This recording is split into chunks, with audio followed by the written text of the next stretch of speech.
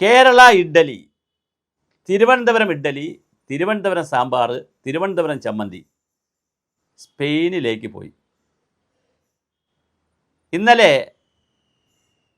വിഴിഞ്ഞത്തുനിന്നുള്ള ചില കണ്ടെയ്നറുകൾ പോയപ്പോൾ ഈ ഇഡ്ഡലിയും സാമ്പാറും അവിയലും തോരനും ഒക്കെ അയക്കുന്ന ഒരു കമ്പനിയുടെ MD വളരെ ആവേശത്തോടുകൂടി പറയുന്നത് കേട്ടപ്പോഴാണ് അതിൻ്റെ ഒരു രീതി നമുക്ക് മനസ്സിലായത്. സാധാരണ ഇങ്ങനെയല്ല ചെയ്യുന്നതെന്നാണ്. അദ്ദേഹത്തിൻ്റെ ഈ ഉണ്ടാക്കുന്ന വസ്തുക്കൾ കൊച്ചി കൊണ്ടുപോയി, അപ്പോൾ തന്നെ കിലോമീറ്ററുകളോളം പോകണം, ദിവസങ്ങളോളം കിടക്കണം. എന്നിട്ട് അത് പല പല പോർട്ടുകളിലും, ഇപ്പോൾ ട്രാൻസിറ്റ് പോർട്ടുകളിലും മദർ പോർട്ടുകളിലും പല പല പോർട്ടുകളിലൊക്കെ പോയി, ഞാനതിൻ്റെ രത്നചുരുക്കം പറയുന്നു, 50 ദിവസമെടുക്കും ഇവിടെ നിന്ന് കയറ്റി അയക്കുന്നൊരു സാധനം സ്പെയിനിലെത്താൻ. ധാരാളമായി കയറ്റി അയക്കുന്നുണ്ട് ഇവിടെ നിന്ന്, ഫുഡ് ഐറ്റംസാണ് കൂടുതൽ അയക്കുന്നത്.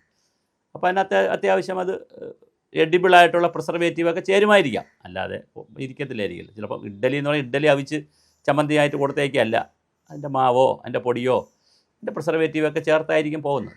എഡിബിളായിട്ടുള്ള പ്രിസർവേറ്റീവ്, ലൈസൻസ് ഉണ്ടാവുമല്ലോ. മനുഷ്യന് ആരോഗ്യത്തിന് ഹാനികരമല്ലാത്ത, പ്രത്യേകിച്ച് വേറെ രാജ്യത്ത് വാങ്ങുമ്പോൾ അവർ വളരെ കർശനമായി നോക്കിയിട്ടല്ലേ വാങ്ങുള്ളൂ. അപ്പോൾ അത് കൊണ്ടുപോകുന്നുണ്ട്. ഇപ്പോൾ ഇന്നലെ അദ്ദേഹം പറയുന്നത് കേട്ടത് 50 ദിവസം നേരത്തെ എടുക്കുമായിരുന്നെങ്കിൽ ഇനി ഒരു 10 മുതൽ 20 ദിവസം കൊണ്ട് ഇവിടെ നിന്ന് പോകുന്ന പ്രോഡക്റ്റ് സ്പെയിനിലെത്തും. അങ്ങനെയാണെങ്കിൽ ഇതേ വേഗതയിൽ ലോകത്തിൻ്റെ വിവിധ സ്ഥാനങ്ങളും കേരളത്തിലെത്തുമല്ലോ.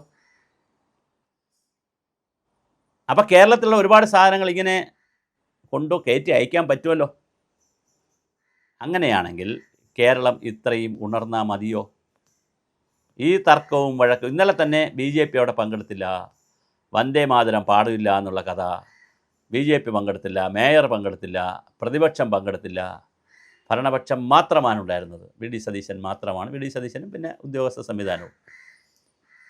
അതുപോരാ, നമ്മളിവിടുത്തെ പൊളിറ്റിക്കൽ ലീഡർഷിപ്പും പ്രതിപക്ഷവും ഭരണപക്ഷവും BJPയും എല്ലാവരും ഒന്നിച്ച് വേണം ഇത്തരം കാര്യങ്ങളിൽ മുന്നോട്ട് പോകാൻ. കാരണം ഇപ്പം വിഴിഞ്ഞം പദ്ധതി കേന്ദ്ര ഗവൺമെൻറ്റിന് വലിയ സ്റ്റേ ഉണ്ട്, പിണറായി വിജയന് വലിയ സ്റ്റേ ഉണ്ട്. അതേ ഇരുന്നപ്പോൾ ഒരുപാട് കാര്യങ്ങൾ ചെയ്തിരുന്നു വിഴിഞ്ഞം പദ്ധതിക്ക് വേണ്ടി. ഉമ്മൻചാണ്ടി ഗവൺമെൻറ് ഒരുപാട് കാര്യം ചെയ്തു.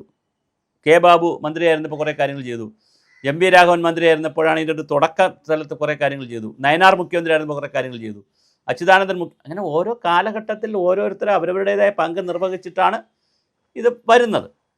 ചിലരുടെ പങ്ക് വളരെ നിർണായകമായിരിക്കും, വളരെ ക്രൂഷ്യലായിരിക്കും, ചിലരത് അത്ര കാണത്തില്ല. ആ വ്യത്യാസമല്ലേ ഉള്ളൂ. മോറോർലെസ് സെയിം ആയിരിക്കും. പക്ഷേ അതിനെ നമുക്ക് ഇനി ക്യാഷ് ചെയ്യേണ്ടതുണ്ട്. ലോജിസ്റ്റിക് ഉപയോഗിച്ചുകൊണ്ട് കേരളത്തിൻ്റെ ഉൽപ്പന്നങ്ങൾ നമുക്ക് എങ്ങനെ കയറ്റി അയക്കാം, അവിടുത്തെ ഉൽപ്പന്നങ്ങൾ എങ്ങനെ കൊണ്ടുവരാം, അതിൻ്റെ ലാഭം എങ്ങനെ ഗവൺമെൻറ്റിന് കിട്ടും. ഇപ്പോൾ GST മാത്രമേ കിട്ടുന്നുള്ളൂ, അല്ലാത്ത ലാഭം എങ്ങനെ ഗവൺമെൻറ്റിന് കിട്ടും. പിന്നെ ഓരോ ഘട്ടവും ഇപ്പോൾ 2 ഘട്ടവും 3 ഘട്ടവും 4-ാം ഘട്ടവും എന്നൊക്കെ പറയുന്നുണ്ട്. അത്രയും ഘട്ടങ്ങളിലേക്ക് പോകണോ എന്നുള്ളൊരു ചോദ്യമുണ്ട്. അതുപോലെ തന്നെ അവിടെ ഈ 2 ഘട്ടങ്ങളിൽ പുനരധിവസിപ്പിക്കേണ്ടവരും ഇനി വരാൻ പോകുന്ന ഘട്ടങ്ങളിലെ പുനരധിവാസവും അവിടുത്തെ ആളുകളുടെ റിസോർട്ട് നഷ്ടവും അവർക്കാവശ്യമായ പ്രൊട്ടക്ഷനുമൊക്കെ കൊടുക്കാനുള്ള വലിയ ബൃഹത്തായ പദ്ധതികൾ കൂടി ഗവൺമെൻറ് ആവിഷ്കരിക്കേണ്ടതുണ്ട്.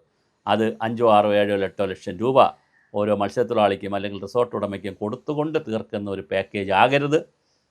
അവരെ പുനരധിവസിപ്പിക്കുന്ന, തൊഴിലിലേക്ക് അധിവസിപ്പിക്കുന്ന, സന്നിവേശിപ്പിക്കുന്ന വളരെ ഗൗരവമായ കുറേ പരിപാടികൾ ചെയ്യാൻ സാധ്യതയുണ്ട്. അത് ചെയ്യേണ്ടതാണ്. അതാണ് നമുക്ക് വേണ്ടത്. അപ്പോൾ എന്തായാലും കേരളത്തിന് വിഴിഞ്ഞം വന്നു, ഇനിയിപ്പോൾ വിഴിഞ്ഞം അവിടെ നിന്ന് എടുത്തുകൊണ്ട് പോകാൻ പറ്റത്തില്ല. MSME കമ്പനി വന്നു, അവരും കുറേ ഇത് വാങ്ങിയിട്ടുണ്ട്, ഷെയർ വാങ്ങിയിട്ടുണ്ട്. അപ്പോൾ ഇതെല്ലാം വെച്ചുകൊണ്ട് ബാക്കി ലോജിസ്റ്റിക് കൂടി സപ്പോർട്ട് ചെയ്ത് കൊടുത്തുകൊണ്ട് നമ്മുടെ ബിസിനസ് എങ്ങനെ വളർത്താം, അതിലൂടെ പരമാവധി തൊഴിൽ എങ്ങനെ കേരളത്തിൽ കൊണ്ടുവന്നുകൊണ്ട് ഒരു വെൽഫെയർ സ്റ്റേറ്റ് എന്നുള്ള പോലെ തന്നെ ഒരു പ്രൊഡക്റ്റീവ് സ്റ്റേറ്റാക്കി എങ്ങനെ കേരളത്തെ മാറ്റാം. 10-35 ലക്ഷം ചെറുപ്പക്കാർക്ക് ഇവിടെ തൊഴിലില്ല. തെക്ക് വടക്ക് നടക്കുന്നു. PSC ആണെങ്കിൽ നോക്കുകുത്തിയായിട്ട് വേറെ വഴിക്ക് നടക്കുന്നു. ഇതെല്ലാം വരുമ്പോൾ വിഴിഞ്ഞം പദ്ധതിയുടെ സാധ്യതകൾ പരമാവധി, അതിനനുസരിച്ചുള്ള കോഴ്സുകൾ ഇവിടെ തുടങ്ങണം, അതിനനുസരിച്ചുള്ള ടെക്നോക്രാറ്റുകളെ ഇറക്കണം, പിന്നെ ടെക്നീഷ്യന്മാരെ ഇറക്കണം. വളരെ പ്രൊഫഷണലായിട്ടുള്ള മൂല്യവർദ്ധിത വസ്തുക്കളും ഉൽപ്പന്നങ്ങളും ഫുഡ് പ്രോസസ് യൂണിറ്റുകളും ഫുഡ് പ്രോഡക്റ്റുകളും ഒക്കെ കേരളത്തിന് വലിയ സാധ്യതയാണുള്ളത്. കേരളത്തിൻ്റെ ഏറ്റവും വലിയ പ്രത്യേകത, കേരളത്തിലെ എല്ലാ രാജ്യത്തും ഏതെങ്കിലും ഒരു മലയാളിയെങ്കിലും കാണും. അവരെ വെച്ചുകൊണ്ട് തന്നെ നമുക്ക് ബിസിനസ്സൊക്കെ ചെയ്യാമെന്ന്. ഇപ്പോൾ ഓൺലൈൻ ബിസിനസ്സിൻ്റെ കാലമല്ലേ. എന്ത് സുഖമാണ്, ഓൺലൈൻ ബിസിനസ് അല്ലേ. ഇപ്പോൾ സ്വിഗ്ഗി, സൊമാറ്റോ അതൊക്കെ ഇന്ത്യൻ കമ്പനികളല്ലല്ലോ, വിദേശത്തിരിക്കുന്ന കമ്പനികളല്ലേ. ഇവിടെ നിന്ന് ഊബർ ഒക്കെ നമ്മളെ നിന്ന് കാശടിച്ചുകൊണ്ട് പോകണം. അപ്പോൾ അത് എന്തുകൊണ്ട് നമുക്കും വാട്സപ്പിൻ്റെയും ഇൻസ്റ്റാഗ്രാമിൻ്റെയും അതുപോലെ തന്നെ എക്സിൻ്റെയും ഫേസ്ബുക്കിൻ്റെയും ഒക്കെ സാധ്യതകൾ പ്രയോജനപ്പെടുത്തിക്കൊണ്ട് ഓൺലൈൻ ട്രേഡിങ്ങിലേക്ക് പോയി ലോകത്തെ ഏത് രാജ്യത്തുള്ള മലയാളിയുടെയും മലയാളി അല്ലാത്തവരുടെയൊക്കെ ഓർഡറുകൾ പിടിച്ച് അവിടെയെല്ലാം സാധനം കയറ്റി അയക്കുന്നതിനുള്ള ഒരു സംവിധാനമാക്കി വിഴിഞ്ഞത്തെ നമുക്ക് മാറ്റണം. പിന്നെ ഞാൻ ഈ പറഞ്ഞ ഏറ്റവും വലിയ കൺസേൺ, എന്നെപ്പോലുള്ള ഒരാളുടെ ഒരു കൺസേൺ ഇതിൻ്റെ പാരിസ്ഥിതിക കാര്യം, അതുപോലെ അവിടുത്തെ മനുഷ്യർക്ക് ഉണ്ടാകുന്ന പ്രശ്നങ്ങൾ, അത് properly and seriously should be addressed എന്നാണ്. അത് കൃത്യമായി അഡ്രസ്സ് ചെയ്തുകൊണ്ടുള്ള പാക്കേജുകളാണ് വേണ്ടത് വിഴിഞ്ഞത്തിൻ്റെ. ആ തരത്തിലുള്ള പാക്കേജിൽ വരുമ്പോൾ കുറേ ആളുകളുടെ തൊഴിൽ പോകുന്നു, കുറച്ച് ആളുകൾക്ക് ജോലി, പിന്നെ മത്സ്യത്തൊഴിലാളി മേഖലയിൽ നിന്ന് അവർ മാറുന്നു. അങ്ങനെ വരാൻ പാടില്ല. അതിനുള്ള എന്താണ് ചെയ്യാൻ പറ്റുക?